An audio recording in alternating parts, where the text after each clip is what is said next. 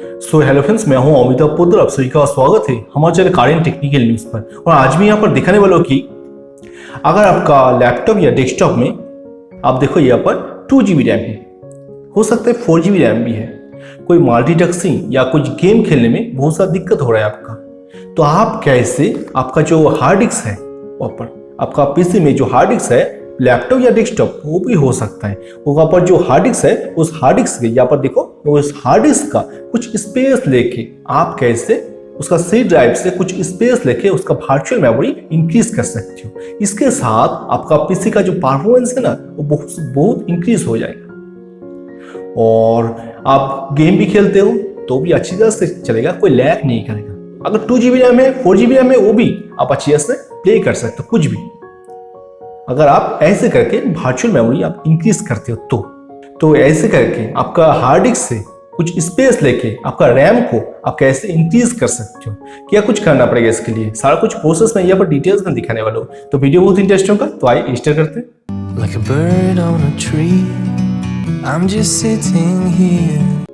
देखो फ्रेंड्स, मैं इस पीसी में आ गया। इस पीसी में मैं दिखाता हूँ यहाँ पर रैम कितना है और कैसे करके मैं इंक्रीज करने वाला हूँ इस रैम को।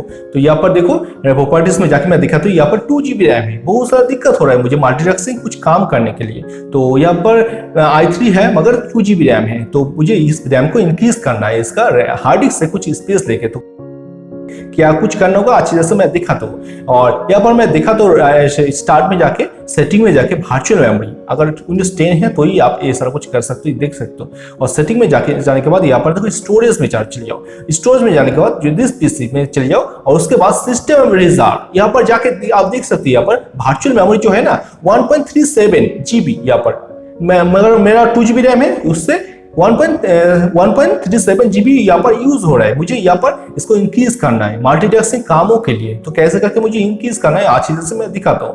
तो पहले आपको जानना होगा आपका मदरबोर्ड कौन सा है। 61 बोर्ड में 16 GB और 41 बोर्ड में मैं दिखाता हूँ। यहाँ देखो इस सी ड्राइव से मैं कुछ स्पेस लेने वाला हूँ यहाँ पर सी ड्राइव से।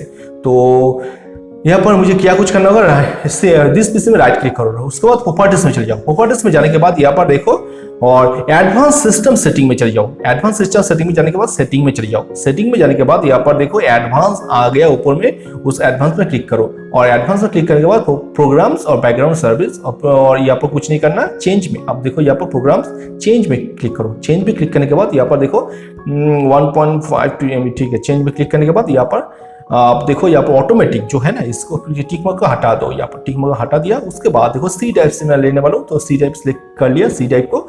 उसके बाद देखो यहाँ पर हाँ सी ड्राइव को सिस्टम मैनेज जो यहाँ पर लिखा है और उसके बाद कस्टम साइज में मुझे क्लिक करना है और मुझे यहाँ पर मैक्सिमम साइज और इनिशियल साइज। मैक्सिमम साइज आपको देना पड़ेगा आपको मदरबोर्ड देने के बाद, वो सारा कुछ आपको जानना होगा। वो 61 बोर्ड है तो 16 GB, अगर 41 बोर्ड है तो शायद 8 GB और 31 बोर्ड है तो 4 GB, ऐसे करके आपको देखना पड़ेगा।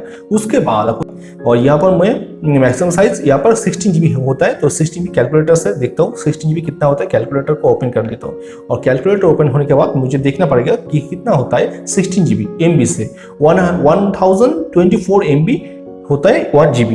तो मुझे हाँ इंटू करना होगा 16 GB से इंटू 16 से मैं इंटू करता हूँ और रिजल्ट जो आता है वही मुझे यहाँ पर लिखना होगा। 16 GB मैक्सिमम लिख सकते हो, इसका रैम इंक्रीज कर सकते हो इस मदरबोर्ड में। तो देखना पड़ेगा कितना रैम आप इंक्रीज कर सकते हो, 16384 यहाँ पर मुझे लिखना होगा। और कस्टम जो इनिशियल है ना, इस इनिशियल में मुझे 12 GB कुछ कम रखना होगा और सारा कुछ ओ ले लेगा तो बहुत सा दिक्कत हो जाएगा। तो 12 GB मैं यहाँ पर दे देता हूँ। 12 GB कितना होता है 12 को इनके आपका मदरबोर्ड का जितना रैम सपोर्टेड है उतना ही दो यहाँ पर मैक्सिमम में। तो अगर 8 GB है तो 8 GB दो, उससे ज़्यादा मत दो। तो यहाँ पर 12 GB होता है 12288 देख दिया। उसके बाद देखो यहाँ पर मुझे इनिशियल हो गया, सारा को सेट कर दो और कैलकुलेटर को सेट कर दो। सेट करने के बाद ओके कर दो। सेट कर दिया मैं, सेट कर ओके में पेस्ट कर दिया, ओके में पेस्ट कर दिया। उसके बाद इसको कट कर दो और मेरे पीसी को मुझे रीस्टार्ट करना है। तो रीस्टार्ट करने के बाद मैं अच्छे से दिखाता हूँ। रीस्टार्ट रजिस्टर में मैं क्लिक करता हूँ, रजिस्टर, और रजिस्टर करने के बाद मैं दिखाता हूँ अच्छी तरह से क्या कैसे चेंज हो गया। तो यहाँ पर मैं दिस पीसी में प्रॉपर्टीज में जाकर दिखाता हूँ। यहाँ पर रैम जो है आपका फिजिकल रैम वही दिखाएगा, मगर वर्चुअल रैम में मैं जाके दिखाता हूँ यहाँ पर कैसा वो चेंज हो गया। मल्टीटास्किंग आप बड़ी आसानी से सेटिंग में जाके यहाँ पर सिस्टम में जाके स्टोरेज में जाके वहाँ पर दिस पीसी में जाके यहाँ पर सिस्टम रिजर्व यहाँ पर क्लिक करने के बाद देखो यहाँ पर 12 पॉइंट और अभी कितना और पहले कितना था 1.3 GB और 12 GB हो गया, 12.2 GB हो गया अभी। तो अभी आप मल्टीटास्किंग कोई भी काम आप बड़ी आसानी से स्मूथ तरीके से कर सकते हैं यहाँ पर ऐसे करके। अगर आप ऐसे करके कुछ करते हो, रैम को इंक्रीज करते हो, उसका जो वर्चुअल मेमोरी है ना उस वर्चुअल मेमोरी को आप इंक्रीज करते हो, तो ऐसे करके बहुत सारा काम आप बड़ी आसानी से कर सकते हो। मल्टीटास्किंग काम हो सकता है कि उस मल्टीटास्किंग काम करने के टाइम आपका पीसी अटक जाता है, तो ऐसे करके आप इंक्रीज करते हो तो उसका वर्चुअल जो स्पेस है उसके स्पेस को इंक्रीज करते हो तो अटक नहीं जाएगा, आसानी से आप काम कर सकते हो। आप गेम भी खेल सकते हो। अगर 2 GB रैम है बहुत लैग करता है तो ऐसे करके लैग नहीं करेगा। और ऐसे करके इंक्रीज करने के बाद मैं इस पीसी में 2 GB रैम इसके साथ एक गेम प्ले करके आपको दिखाने वाला हूँ, अगले वीडियो में वो भी आ जाएगा। तो अगर इस वीडियो को अच्छा लगा तो इस वीडियो को जरूर लाइक करना, अपने दोस्त से जरूर शेयर करना, क्योंकि वो भी जान सकता है अगर उसके पास 2 GB रैम का एक पीसी है, बहुत ओल्ड पीसी, उसका वर्चुअल मेमोरी स्पेस इंक्रीज करके मल्टीटास्किंग काम बड़ी आसानी से कर सकते हैं। तो अगर इस चैनल काइंड न्यूज को अभी तक सब्सक्राइब नहीं किया तो इसी तरह का नॉलेज वीडियो पाने के लिए इस चैनल को जरूर सब्सक्राइब करना और बेल आइकन को भी प्रेस कर लेना, क्योंकि मैं नया वाला वीडियो को नोटिफिकेशन आपको आज पहुंच जाएगा। तो आज चलते हैं, मिलते हैं बहुत जल्द नया वाला वीडियो में। तो 2 days हो गए, take care, goodbye and Tata.